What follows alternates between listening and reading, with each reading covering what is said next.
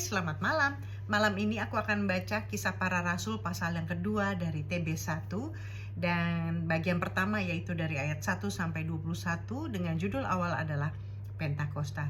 Yuk kita baca Kisah Para Rasul 2 ayat pertama.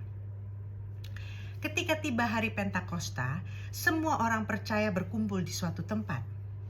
Tiba-tiba turunlah dari langit suatu bunyi seperti tiupan angin keras yang memenuhi seluruh rumah di mana mereka duduk. Dan tampaklah kepada mereka lidah-lidah seperti nyala api yang bertebaran dan hinggap pada mereka masing-masing. Maka penuhlah mereka dengan Roh Kudus, lalu mereka mulai berkata-kata dalam bahasa-bahasa lain seperti yang diberikan oleh Roh itu kepada mereka untuk mengatakannya. Waktu itu di Yerusalem diam orang Yahudi yang saleh dari segala bangsa di bawah kolong langit. Ketika turun bunyi itu, berkerumunlah orang banyak. Mereka bingung karena mereka masing-masing mendengar rasul-rasul itu berkata-kata dalam bahasa mereka sendiri.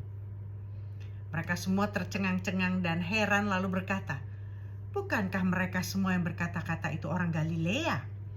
Bagaimana mungkin kita masing-masing mendengar mereka berkata-kata dalam bahasa kita sendiri, yaitu bahasa yang kita pakai di negeri asal kita? Kita orang Parsia, Media, Elam, penduduk Mesopotamia, Yudea dan Kapadokia, Pontus dan Asia, Frigia dan Pamfilia, Mesir dan daerah-daerah Libya yang berdekatan dengan Kirene, pendatang-pendatang dari Roma, baik orang Yahudi maupun penganut agama Yahudi, orang Kreta dan orang Arab. Kita mendengar mereka berkata-kata dalam bahasa kita sendiri tentang perbuatan-perbuatan besar yang dilakukan Allah." Mereka semuanya tercengang-cengang dan sangat termangu-mangu. Sambil berkata seorang kepada yang lain, "Apakah artinya ini?" Tetapi orang lain nyindir, "Mereka sedang mabuk oleh anggur manis." Khotbah Petrus. Maka bangkitlah Petrus berdiri dengan ke-11 rasul itu, dan dengan suara nyaring ia berkata kepada mereka, "Hai kamu orang Yahudi dan kamu semua yang tinggal di Yerusalem, ketahuilah dan camkanlah perkataanku ini.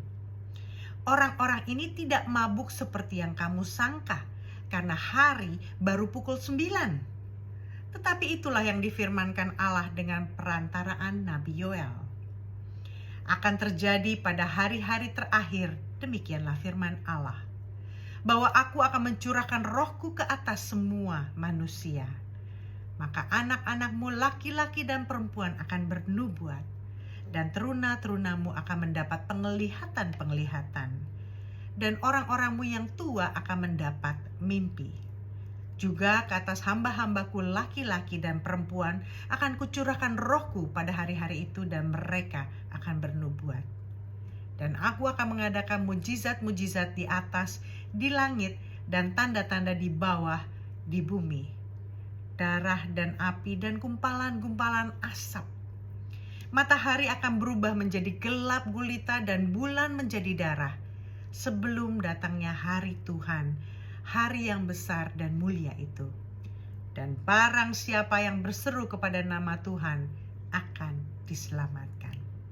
Selamat malam.